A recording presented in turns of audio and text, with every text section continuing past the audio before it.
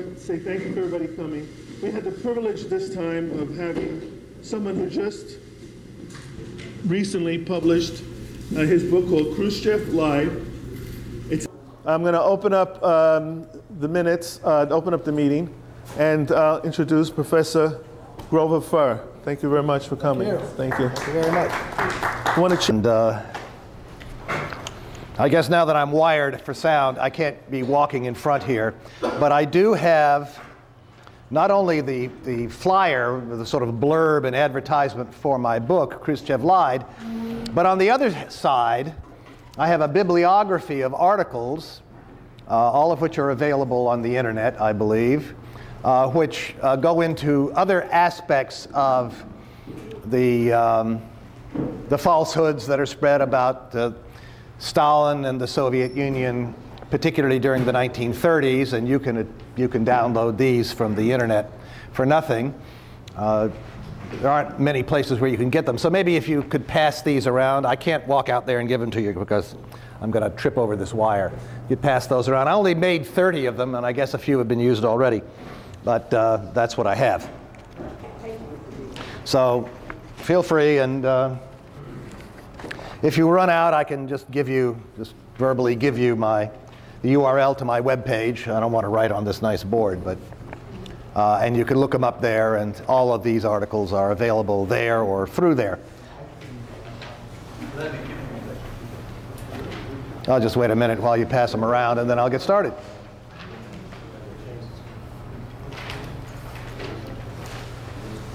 Somebody give me the high sign when okay? All right.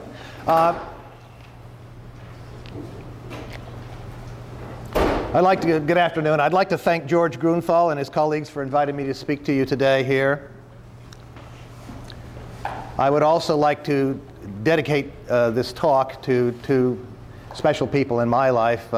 First, my son, Joseph Furr, a diesel mechanic who died tragically in January 2009. And secondly, my dad, also named Grover Furr, who died this past Wednesday, and to whose memorial service I'm going to go to tonight, and it will take place tomorrow. So thank you. Thank you very much. The occasion for my talk, I hope you don't mind if I read it.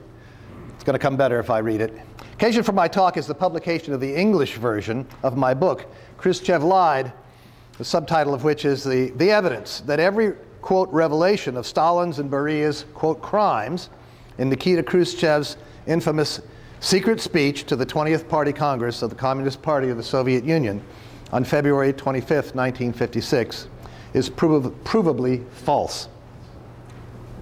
And the proof is in the book. This is a revised and updated version of the Russian edition of the book, published in December 2007 by Algorithm Publishers, Moscow, under the title Anti-Stalinskaya Podlost, or Anti-Stalinist Villainy. George Kapadze back there has a copy of it. Thank you. And republished in October 2010 under the title Tayny 20th Съезда, or Secrets of the 20th Congress. There are 16,500 copies of this Russian edition in print. Most of them have been sold. In Russia, as in the West, Khrushchev is an official hero. Students in Russia study Khrushchev's secret speech because it is a turning point in Soviet and therefore Russian history. If I speak too quickly or not loud enough, be sure to let me know, okay? I'm not sure about the acoustics in this room. It was also a turning point in world history. But outside Russia, very few people now read this long speech, full of references to people and events they have never heard of. For that reason, I'm also going to briefly mention some other issues in Soviet history that are far better known than the ones Khrushchev mentioned in his speech. Evidence and research are basically what I have to offer here. And there are very few people doing the work that I do.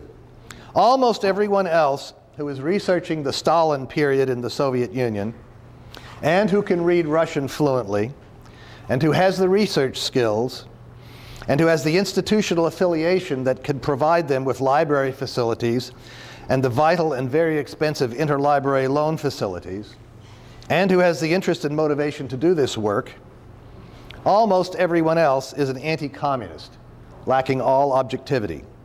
I'll say something about objectivity later on. The few who do have access to these facilities and are not anti-communists are, for the most part, in the field of Soviet or Russian history themselves. And in that field, it is a basic requirement that you be an anti-communist.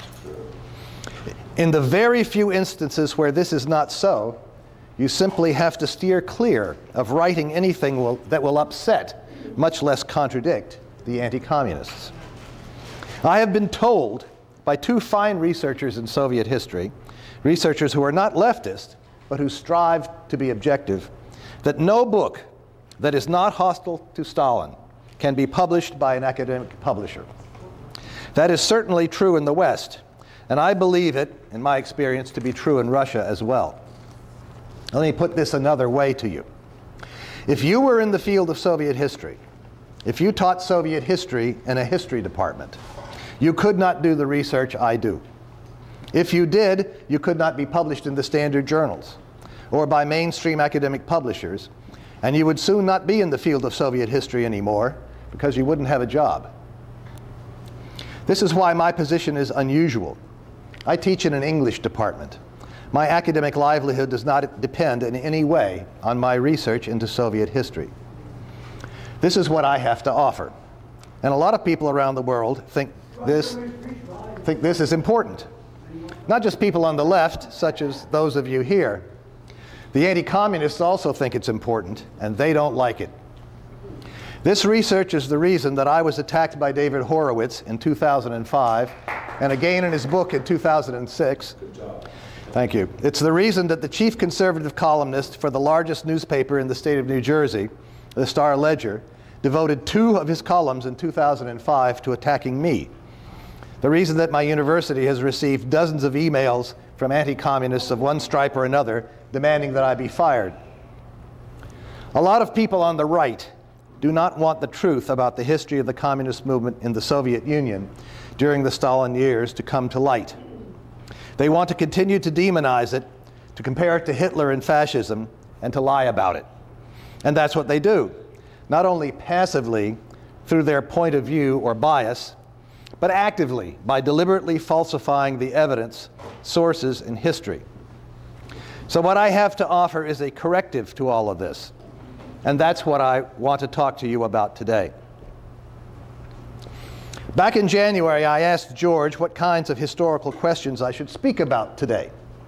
George replied, I'm quoting you here, George, wherever you are. There you go. Basically, we think it would be good if you could talk about a few major examples of Khrushchev's lies, maybe allegations that Stalin had Kirov murdered.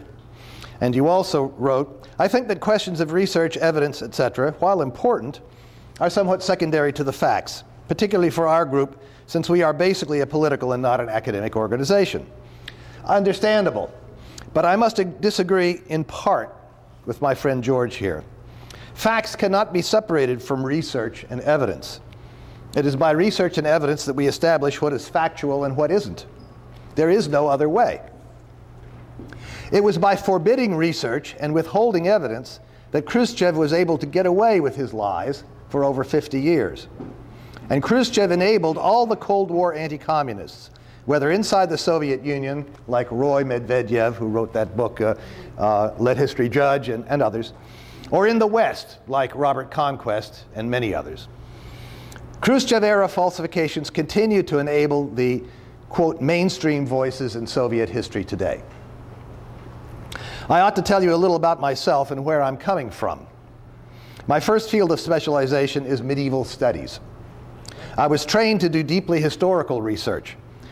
For instance, to use primary sources in languages other than English, never to rely on received knowledge or received opinion, not to trust the opinion of, quote, recognized authorities, to check every reference, every footnote for myself. I'd like also to say a word about objectivity. Objectivity as a scientific method is a practice of distrust of the self. One can learn to be objective by training oneself to become aware of, to articulate, and then to doubt one's own views. One must be automatically suspicious of evidence that tends to confirm one's own preconceived ideas, prejudices, and preferences. One must learn to give an especially generous reading, to search especially hard for, to lean over backwards to consider evidence and arguments that contradict one's own biases. This is elementary stuff. Every historian knows it or ought to know it. Objectivity is a practice, like learning a foreign language. You can become good at it through practice by deliberate effort. Moreover, you must do this if you want to learn the truth. And Marxists want to know the truth. Marx and Engels wrote that, quote, "The proletariat has nothing to lose but its chains." By that, I assume they meant that we have no sacred cows, nothing we refuse to subject to critical scrutiny. We want to cast aside all illusions and falsehoods. Only the truth shall make us free, if we are against all exploitation of man by man, if we are the international working class. Marx's favorite slogan was "De omnibus dubitandum," question everything, and your preconceived ideas and biases above all others. If you want to learn the truth, that's what you must do. Moreover, it is what every bourgeois detective and every detective story knows. As Sherlock Holmes used to say, keep your mind free of precipitate conclusions. Get the facts before you form your hypotheses. Be ready to abandon a hypothesis that does not explain the established facts. If you don't do this, if you don't try to discover the truth from the outset, then you are not going to stumble upon the truth by accident along the way. And what you do find will not be the truth. This is what I try hard to do. None of the demonizers of Stalin and the Soviet Union, the anti-communist so-called experts on the history of the communist movement, make any attempt to be objective. They do not discover the truth then because they don't want to do so. They want to write what might be called propaganda with footnotes. And that's what their works are. A little bit more about my background. As a graduate student from 1965 to 1969, I opposed the US war in Vietnam. At some point, somebody told me that the Vietnamese communists could not be the good guys because they were led by Ho Chi Minh, who had been trained by Stalin. And, quote, Stalin had killed millions of innocent people. Right? We all hear that all the time. I remembered this remark. It was probably the reason in the early 1970s that I read the first edition of Robert Conquest's book, The Great Terror, when it was published. Believe me, I was shaken by what I read. I should add that I could read the Russian language, since I had already been studying Russian literature since high school. So I studied Conquest's book very carefully. Using the resources of the Slavic Room at the New York Public Library, and occasionally interlibrary loan, I checked every one of his more than 1,000 footnotes. Apparently, no one else had ever done this. I discovered that Conquest had no source criticism at all. His footnotes did not support his anti-Stalin and anti-Soviet conclusions. Conquest used any source that was hostile to Stalin, regardless of whether it was reliable or not. As long as it was in print, he used it. Eventually, I decided to write something about the so-called terror. It took a long time, but in 1988, I finally published an article on the Tukhachevsky affair. It's on my webpage. During this time, I also studied the research being done by the new school of historians on the Soviet Union that included such people as Arch Getty, Robert Thurston, Sheila Fitzpatrick, and others. The school of which I speak now arose as the antithesis to Conquest and to the totalitarian concept of Sovietology of the Cold War period. By carefully studying the evidence already available, and, more important, by trying hard to be objective, the researchers of this new school were already showing that all the Cold War, Trotskyist, Khrushchevite, and later the Gorbachev-Yeltsin history was fatally compromised by political bias. These had managed to so compromise their work by their political prejudices that their books should be viewed not as history, but as examples of propaganda. In the world of scientific history, the book, The Origins of the Great Purges by Arch Getty, one of the founders of this new school, became a genuine sensation. In it, Getty successfully disproved a large number of falsehoods that had been accepted as true. This included, among other things, the notion that the repressions of the 1930s had been actions planned in advance by Stalin. It was Getty's misfortune that his work was published in the United States during the years of the so-called perestroika. During this time, under the false cover of glasnost, or openness, only the works of cold warriors were published, and those were published in huge editions. How could Russian readers find out about the pioneering works of Getty or Robert Thurston if none of their books on Russian history has ever been published in Russia itself? The same situation holds in the case of most of the historians whose names I mentioned above. But fortunately, there are also a few more encouraging examples. 2 years ago, a Ukrainian internet magazine published one of the excellent works by Professor Mark Tauger of the University of West Virginia. Tauger's work utterly disproves the Nazi-inspired myth that the famine of 1932-33 was a, quote, holodomor, or man-made famine carried out deliberately by Soviet leaders. Now about Khrushchev's speech. The closed, or as it is called in English, the secret report of Khrushchev's is without exaggeration one of the most influential speeches of the 20th century. It fundamentally changed the path of Soviet and indeed of world history.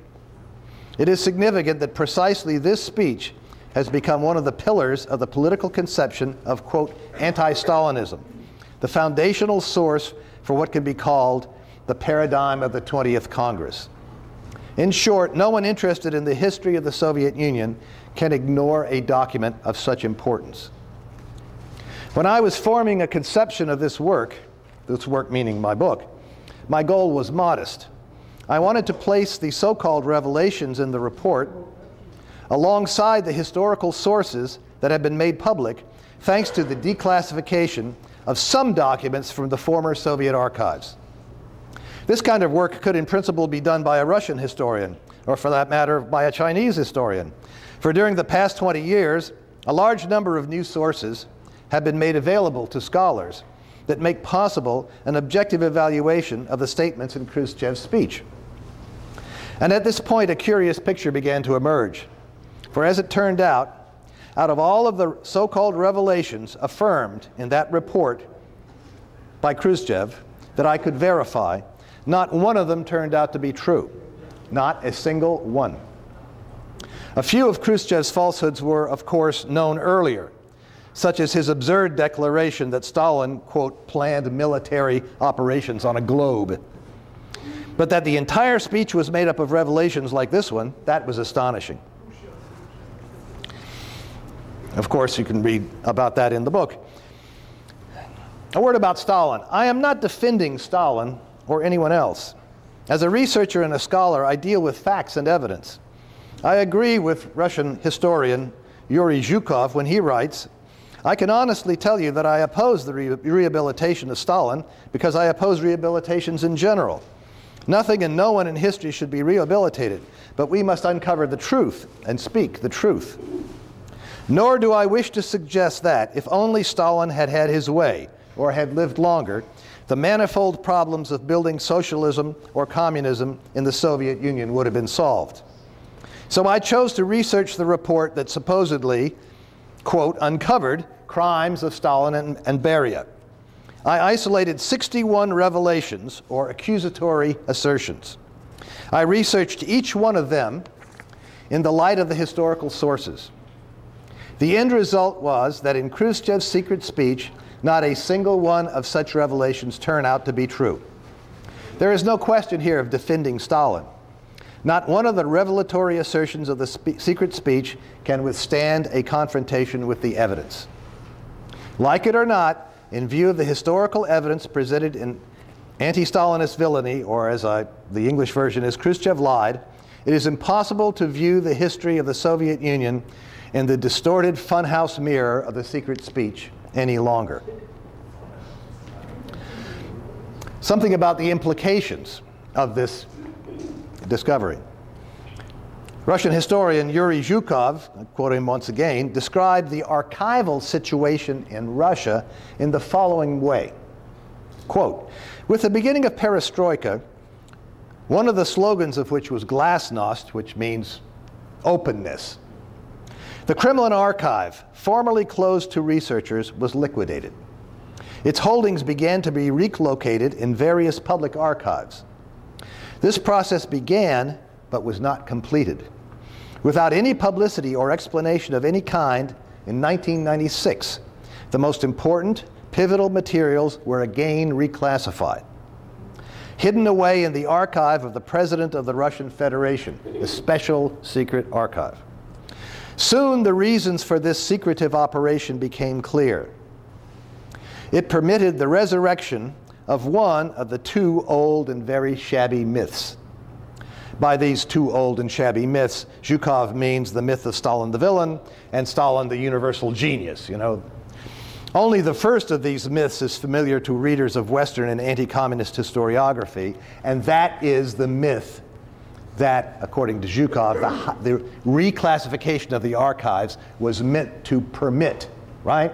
The myth of Stalin, the villain, was in danger of being exploded by the discoveries in the archives, and this is why the archives, many of the crucial archives, were reclassified.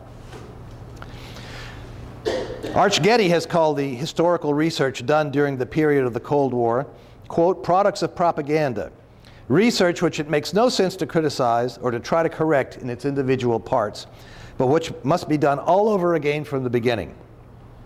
I agree, and I would add that this tendentious, politically charged, and dishonest research is still being produced today.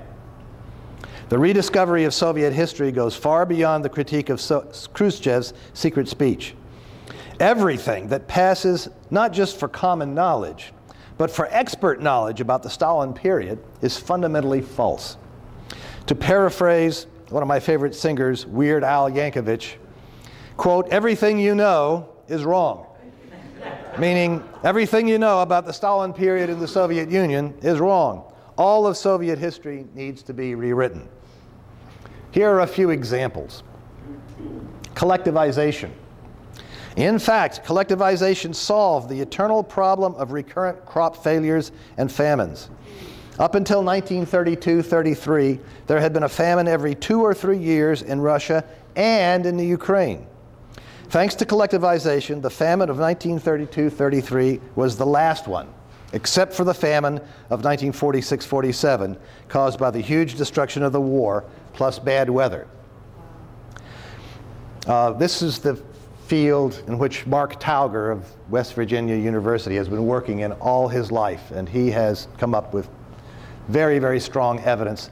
This is a gentleman, and I call him a gentleman because he really is a wonderful guy who is not in the least a leftist, simply a historian, and is attacked all the time by anti-communists and anti-Semites as a dirty Jewish communist because he refuses to kowtow to the Capitalist Party line, right? That the famine was deliberately caused and was some sort of terrible atrocity, but insists on laying out the truth. So I've been closely in touch with him to encourage him in this research, and he's finally getting a little bit of recognition, even though he's still getting a lot of attacks. Collectivization also saved Europe from Nazism. Without it, rapid industrialization and a modern Red Army would not have been possible. The Nazis would have conquered the Soviet Union and had its immense natural and human resources to turn against the Allies.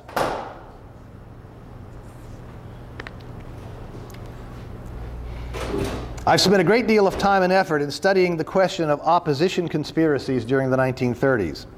My Moscow-based colleague Vladimir Bobrov and I have published a number of articles on them. Much more is yet to come. The opposition conspiracies alleged in the Moscow trials did exist.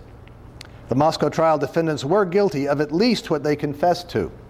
In a few cases, like that of Bukharin, we know they were guilty of more than what they confessed to. There are some articles on the back of this handout that's going around. Some of our articles are listed that we published on this subject. Leon Trotsky did indeed collaborate with the Germans and Japanese. Likewise, the Trotsky archives something that virtually nobody reads, show that Trotsky lied over and over again to the Dewey Commission hearings. The various Trotsky archives around the world hold documents that show that Trotsky and his son, Leon Sedov, discussed what lies they were going to tell to the Dewey Commission between each other and in their writings. Yeah. The so-called Great Terror of 1937-38 was deliberately caused by Nikolai Yezhov, head of the NKVD, who killed probably several 100,000 Soviet citizens in an attempt to sow discontent with the Soviet government and help open the door for a German and/or Japanese invasion.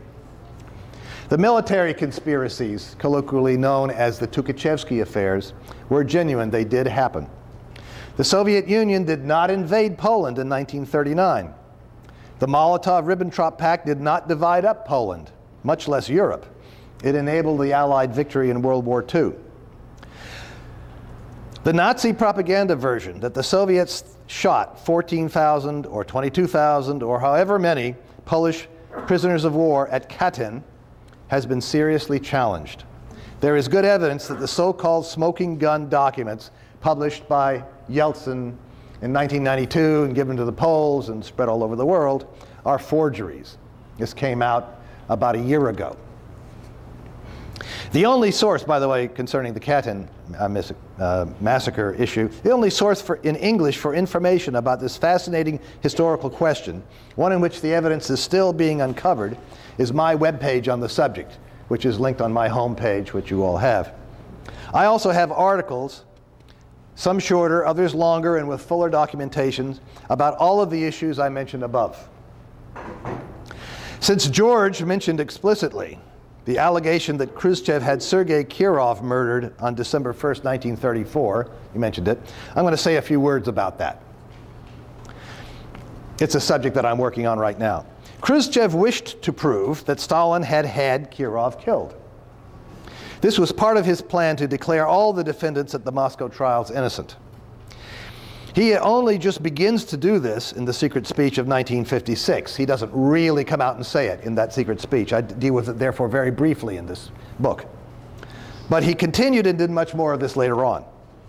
Eventually, Khrushchev's top-level commission found that Stalin did not kill Kirov. They found this because there was just no evidence of it at all. But they could not, or they did not want to, contradict Khrushchev's basic historical paradigm. So they concluded that Leonid Nikolaev, who shot Kirov and was caught on the spot, was a, quote, lone gunman. Stalin, therefore, must have had everybody else framed. They declared all the Moscow trials to be frame-ups and all the defendants innocent. This became the basic story for the Western anti-communists, too, as well as for Roy Medvedev and the Soviet Khrushchevite anti-communists. Robert Conquest picked it up. Conquest and others eventually returned to the story that Stalin killed Kirov. First Conquest, then Amy Knight, another Western anti-communist researcher, wrote books attempting to prove this. Gorbachev's men wanted to prove it too. Alexander Yakovlev, Gorbachev's right-hand man, tried hard to encourage Gorbachev's rehabilitation commissions and Politburo researchers to prove that Stalin killed Kirov, but they were unable to do so. Eventually, they too fell back on the Khrushchev-era findings that Nikolaev was a lone gunman, and Stalin had framed everybody like the evil guy they wanted him to be.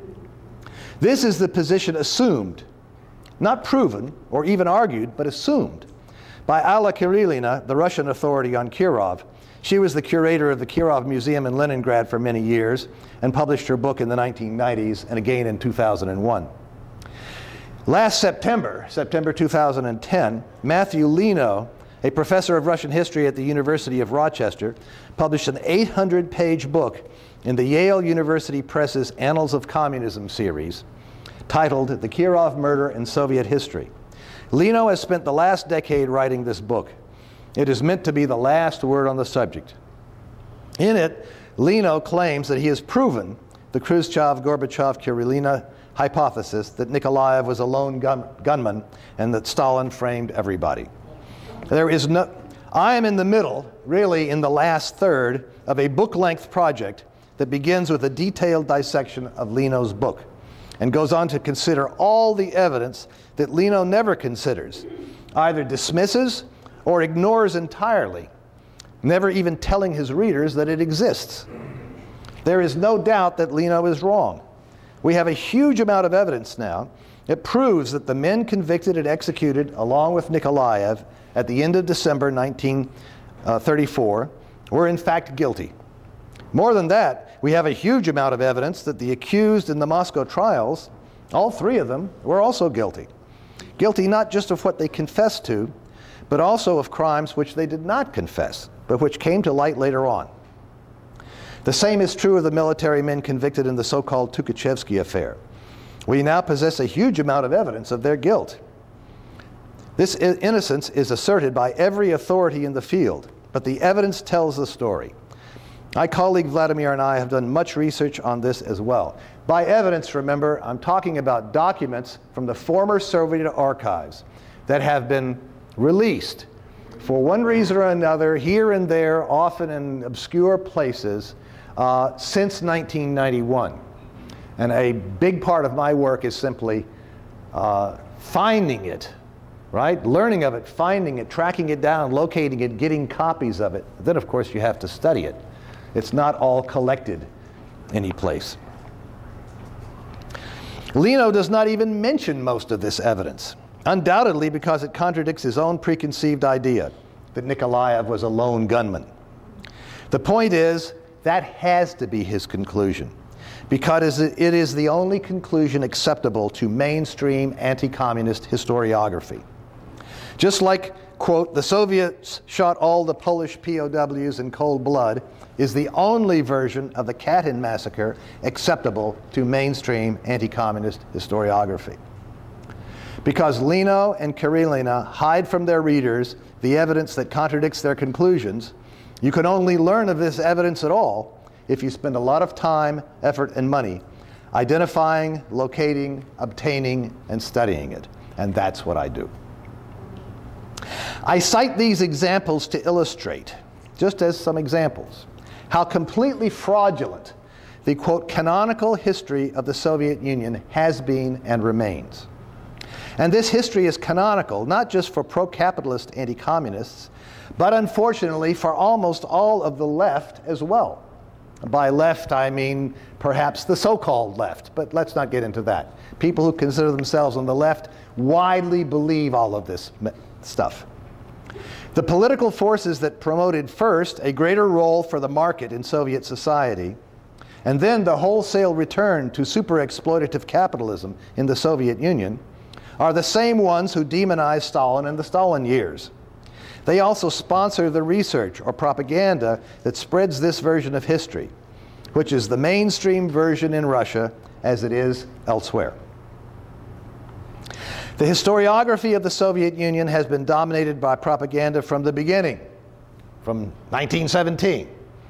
Some of you may know or have heard of, or perhaps even read, the study written by the young Walter Lippmann and Charles Mertz and published in the New Republic magazine on August the 4th, 1920, in which they called The Test of the News.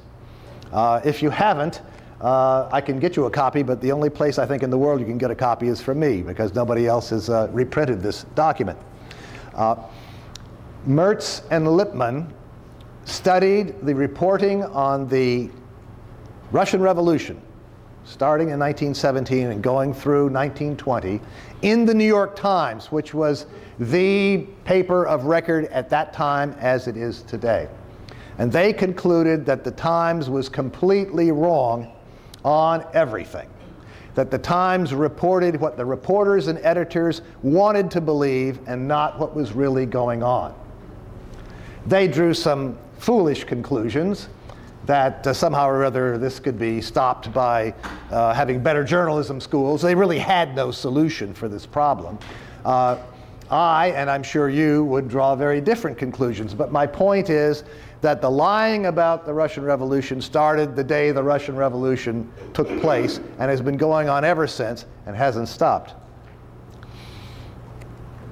The propaganda came to predominate over the scholarship, particularly during the post-World War II Cold War period.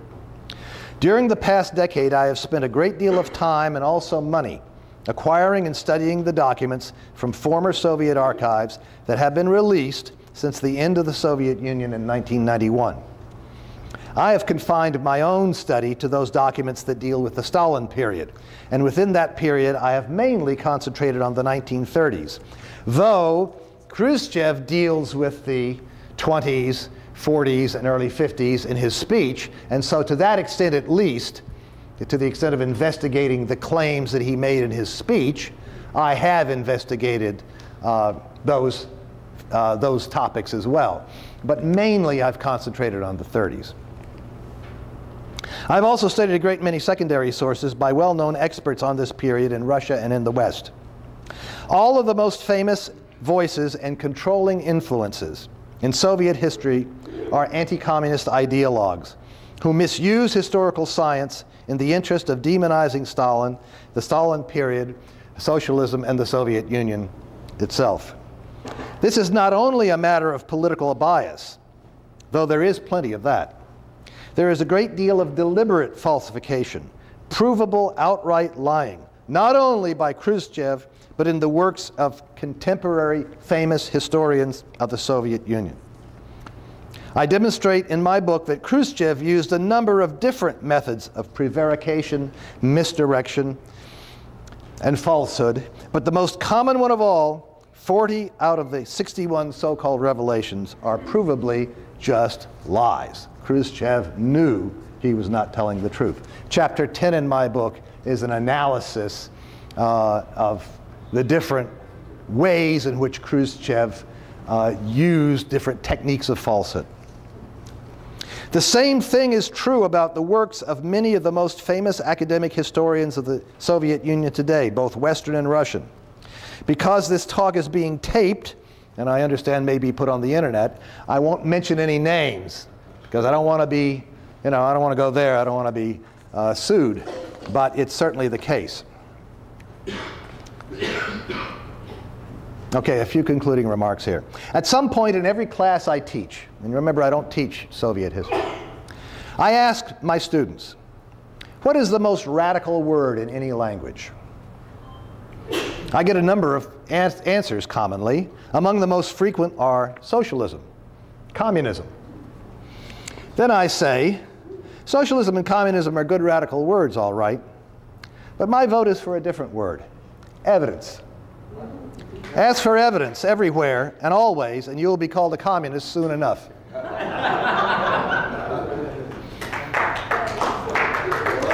This is nowhere more valid than in the study of the history of the communist movement. Lies predominate, and when you probe for the evidence, things start to get interesting. I am often told, of course I'm called lots of names just because I require evidence. I'm often told, Grover, I don't find your arguments persuasive. A friend of mine told me that the other day. My response goes like this. Persuasion is a form of propaganda. Persuasion depends on the mindset of the person you are trying to persuade. Upton Sinclair once wrote, quote, it is difficult to get a man to understand something when his salary depends upon his not understanding it. A person with very fixed preconceived ideas cannot be persuaded by any evidence, no matter how good it is. Likewise, it is difficult, if not impossible, to get a person to look at the evidence in an objective manner when doing so will force him to confront the possibility that his most cherished prejudices and preconceived ideas are wrong. His peace of mind, the fellowship of his friends, maybe even his job, depends upon his worshiping the, quote, common knowledge, the, quote, idols of the tribe. But I can tell you this, I make many of my discoveries by following up the footnotes in the works of academic secondary sources, checking to see whether the primary sources cited in those notes really provide evidence for the fact claims or statements that are made. It is very often the case that they don't. The evidence does not prove the fact claim made. The Cold War Khrushchevite paradigm has been the prevailing view of the history of the Stalin years. The research reported on here can contribute towards a clearing of the ground, a beginning all over again from the beginning, The truth that finally emerges will also have great meaning for the great Marxist project of understanding the world in order to change it, of building a classless society of social and economic justice. Thank you.